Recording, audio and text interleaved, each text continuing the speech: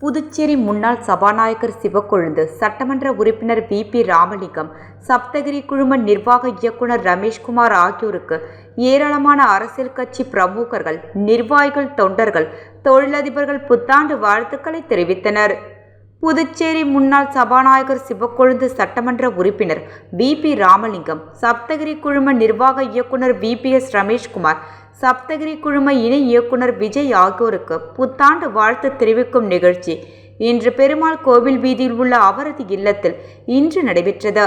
இதில் ஏராளமான நிர்வாகிகள், தொண்டர்கள், சப்தகிரி அறக்கட்டளை ஊழியர்கள், லாஸ்பேட்டை ராஜ்பவன் தொகுதியை சேர்ந்த ஏராளமான நிர்வாகிகள், கோவில் அறங்காவல் குழு நிர்வாகிகள், விளையாட்டு வீரர்கள், முக்கிய அரசியல் பிரமுகர்கள் பலர் கலந்து கொண்டு பொன்னாடை போற்றி மாலை அணிவித்து பூங்கொத்து கொடுத்து புத்தாண்டு வாழ்த்துக்களை தெரிவித்தனர்.